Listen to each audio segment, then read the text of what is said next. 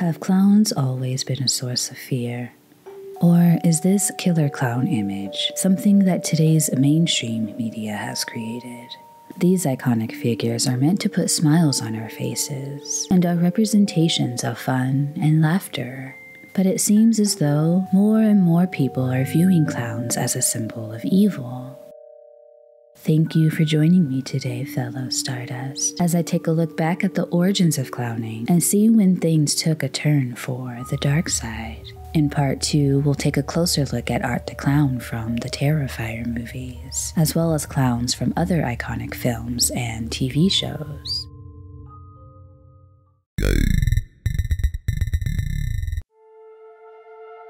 To get a real understanding of how clowning began, we have to go back to ancient Egypt, China, and Greece, a time when royal courts possessed jesters whose purpose was to entertain royal families with song, dance, jokes, and magic tricks. It wasn't until the 14th century when professional funnymen started to replace actual fools in the royal courts. Jesters were held in such high regard, and some even became wealthy or were given acres of land as payment for their services to the royal families. During a time when literacy was low and therefore not much physical media, jesters also acted as an outlet for the common people, utilizing their freedom of speech that no one else was able to exercise. They became important to the public socially and religiously, commenting on the actions of rulers and sometimes condemning them with humor if need be, without repercussions.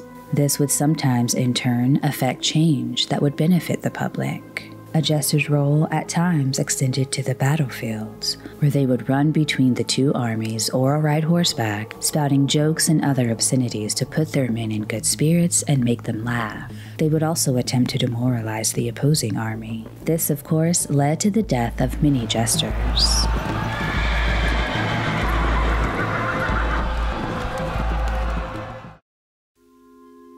By the mid-1500s, Commedia dell'arte had emerged in northern Italy and spread throughout Europe, which is one of the earliest forms of theater that remained popular for over 2 centuries. This was the birth of pantomime, where performers would tell a story set to music without speaking. These improvised performances included stock characters and stock situations. One of the many characters was the Pierrot, a zany character, who was the servant or trickster, i.e. the clown, and either wore a mask with a long nose or covered their face with white powder, sometimes accented with a single teardrop. They also wore an oversized white flowy costume with large buttons, similar to that of a modern-day clown. This character usually pined after zany character Columbine, who is in love with the Harlequin, another zany character, who was the more refined and astute clown, but still mischievous. Some of the other notable characters in Commedia dell'arte are Pantalone, the Doctor, the Captain, and Pulcinella. Pulcinella eventually became Mr. Punch of the Punch and Judy puppet shows. Although it started in Italy, the first performance was documented on May 9, 1662 in England. The show features a violent slapstick comedy and is performed by one puppeteer. The show's popularity spread like wildfire at a time when art and theater was flourishing under the rule of King Charles II, who turned over Puritan leader Oliver Cromwell's regulations banning theater and art because of his belief that they were immoral. About a half-century prior, Hamlet was written between 1599 and 1601, and is one of the first literary works that uses the word clown, which by this time was a synonym for fool, jester, or stage character. But before the turn of the 17th century, clown was synonymous for unrefined, peasant, ill-bred, or ignorant. 100 years after Hamlet's publication, the word clown evolved into what we know it today, a person who puts on makeup and entertains an audience. In the 1700s, we see another major shift in the world of clowning. We started with actual fools who were jesters for royal families. Then those jesters were replaced by professional funnymen, who were still called jesters, and were articulate acrobats. And then we had the introduction to Commedia dell'arte. Next, we have our circus clowns.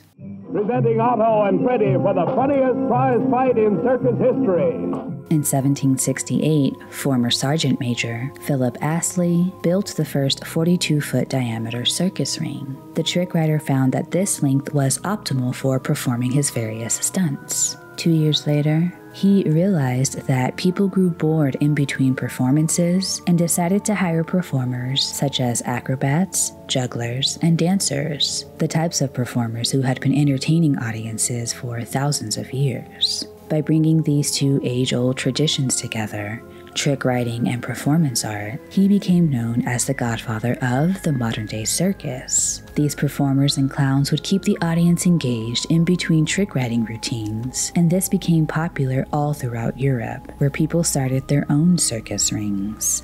The last known jester that was privately employed by a royal family was Dickie Pierce, who died in 1728 at the age of 63. He was a fool to the Earl of Suffolk. While Charles II was a promoter of the arts, he did not reinstate the tradition of the court jester. Instead, clowns began to make the shift into the figures that we're familiar with today.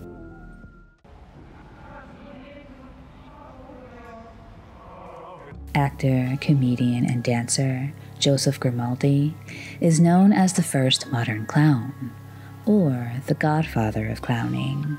His development of the white-face look with large triangles on his cheeks is a design some clowns still use today and serves as inspiration for modern-day clown makeup designs. He also brought new life and meaning to the stage clown, in a way becoming his own category. Harlequinades were pantomimes that had the clowns in the lead roles, and Grimaldi shined in these performances with his acrobatics, contortions, and other daring acts. He even taunted his crowd before his next deed of mischief with his catchphrases, "Here we go again," and "Shall I?"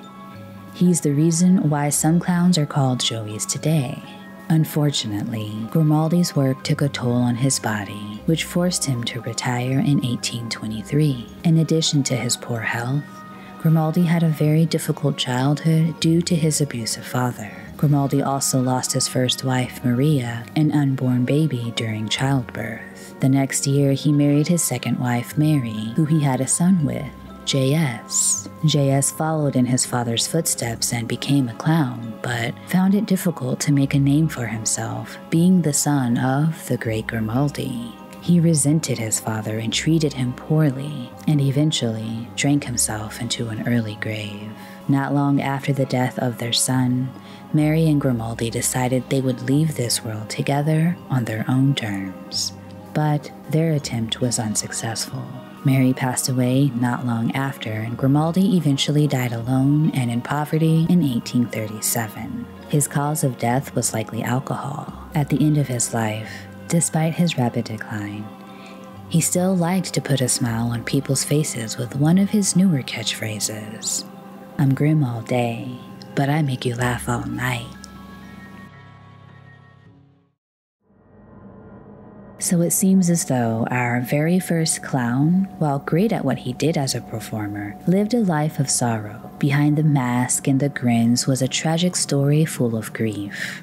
This was accentuated by the work of Charles Dickens in 1836 with The Pickwick Papers, a book that was a collection of various tales that was published over a span of a year. One of the stories featured Grimaldi's son, which portrayed him as a sad drunkard of a clown, only smiling to make others smile. Although audiences had already seen the sad clown with the single teardrop in Commedia dell'arte, this was the first time they were given a glimpse into the life of an actual clown, and the trials and tribulations he went through just to get a laugh. On top of that same year in 1836, a well-known French bohemian mime, Gaspard Deburau, was walking in the street in plain clothes when a child shouted out to him, "Perrault." He then struck the child with his walking stick, killing him. He was later acquitted of his murder charge, but nonetheless, the killer clown was born. Decades later, an Italian opera titled Pagliacci, in English Clowns, became massively popular. The writer took the real-life events of his family's servant and used it as inspiration. In the story, a clown murders his cheating wife and lover on stage. This further solidified this idea of clowns being villainous. As clowns became more well-known and popular, different types of clowns aside from the white-faced clown started to pop up. One of the first to come about was the Auguste clown, who was birthed by Tom Belling Sr., also called the Red Clown. Unlike the white-faced clown, the Auguste used a lot of flesh tones in their makeup and exaggerated the eyes and mouth with white and red paint. This character was often pushed around by the white-faced clown, who was also known as the one in charge. The Auguste was the butt of every joke. During the Depression era, we started to see the tramp or hobo clown. They're highly recognizable because of their 5 o'clock shadow applied with grease paint and their fingerless gloves. They rank even lower than the Auguste. When the three clowns are together, the tramp clown is always the brunt of every joke, but is sometimes brighter than the Auguste. Oftentimes they were sad clowns but still made people laugh. Emmett Kelly is one of the most famous examples of a hobo clown.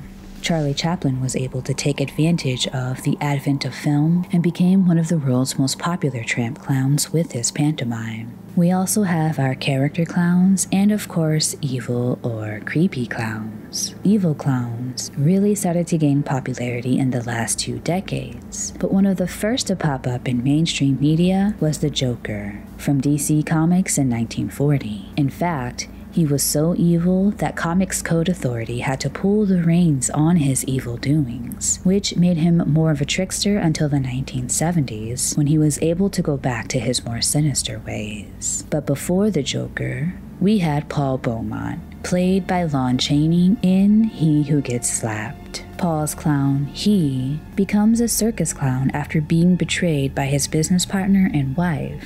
He falls in love with a trick writer, who is in love with another trick writer. The saddened clown, despite not having his love reciprocated, protects his love interest from her father.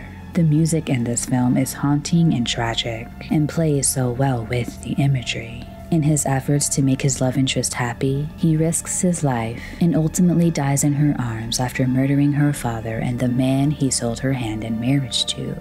Also in the 1940s, the International Circus Clowns Club was formed. A huge supporter of this organization was Stan Bolt, a chemist who, in 1946, began painting the faces of clowns in this organization on chicken eggs. Doing this was only a hobby for the circus enthusiast. He painted eggs until his death in 1966, and ended up painting 200 eggs. 60 of them still remain intact and are on display at the Clowns Gallery Museum in England. In 1987, leaders of the organization, including clown Faint, revived egg painting. While intended to be for fun, it also serves as a sort of copyright protection, not reinforced by the legal courts. After our introduction to one of the most evil villains in modern history, the Joker, we get a flood of happy, white-faced clowns, who mostly appealed to kids and eventually ended up at children's birthday parties. In the 40s and 50s, there was Clarabelle the Clown in Howdy Doody. And in 1946, we were introduced to Bozo the Clown, who premiered on television in 1949. The TV show went national in 1978. Many people played Bozo. One was named Willard Scott, who played Bozo from 1959 to 1962. In 1963, Willard was asked to create a new character for McDonald's. Thus, Ronald McDonald was born, whose features were inspired by Bozo. Willard ended up in many television ads for McDonald's in 1963. These successful clowns, who were highly sought after by kids, were what made birthday clowns a big thing, as well as clown care or hospital clowning. However, once the 70s hit, the public is introduced to another killer clown, this time in real life. Nobody else had the guts to pull off, but I pulled off. I outsmarted you again. John Wayne Gacy was a clown who would perform at children's birthday parties, but by night, he lured young men to his home where he would sexually assault them, and most of the time, he would kill them afterwards. He buried the bodies in his home, where eventually the smell reached the neighbors, who would often complain. Between 1973 and 1978, Gacy murdered 33 young men and assaulted even more. He was also convicted of assaulting a young boy in 1968 and was sentenced to 10 years, but only served 18 months. When he was arrested again and convicted of the 33 murders, he was sentenced to death and was executed in 1994. He was on death row for 14 years. After this, the image of a killer clown would forever be ingrained in the minds of the public. And when you look over at the photos, I have no recollection of any of them. Never met them. And we've gone over this more than once. They're just names and faces. From here, we get all kinds of movies and TV shows that take advantage of the fear of clowns that has been building up for hundreds of years. Just to name a few, there's Michael Myers from Halloween, who Dr. Loomis refers to as It, the clown doll from Poltergeist, Pennywise from It, Funland, Blood Harvest, episodes from Tales from the Dark, Killer Clowns from Outer Space, Out of the Dark, Slaughter High, and so many more. As I mentioned before, the last 20 years has really seen a boom with movies like Killjoy, Drive-Thru, Amusement, Stitches, Clown, Rob Zombie movies like House of a Thousand Corpses, Devil's Rejects, and 31, Joker with Joaquin Phoenix, the new It movies, Clowntergeist, Terrifier, All Hallows Eve, and the list goes on.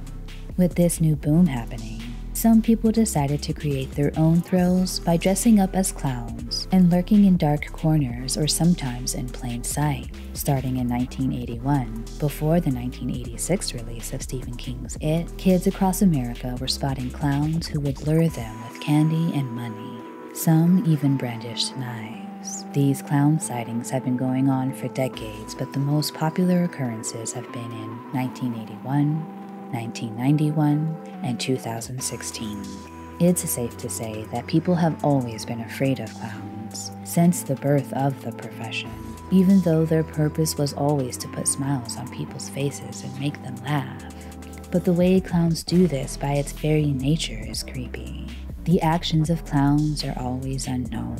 What they look like under their mask is unknown. And despite the smiles on their faces, their true emotions are also unknown. This uncertainty is what puts coulrophobics on edge when near a clown. You'll never know what they'll do next. Sometimes their abilities seem superhuman when they bounce around or do their acrobatic tricks. But we're supposed to know logically that they're just a person in makeup. Not knowing if what their makeup portrays is what they actually feel on the inside can be a bit unsettling for some. Join me for part 2, where we'll take a closer look at Art the Clown and see why he's the most terrifying clown of all time, while exploring some other iconic clowns from 2010 to present day. Thank you again for joining me today, fellow Stardust. I appreciate you being here with me. I'll be back tomorrow with my thoughts on Terrifier 2. So, if you haven't already boarded the Rainbow Fry freight train, hit that subscribe button and notification bell so you can be notified every time I upload a new video. I hope I see you next time. Peace.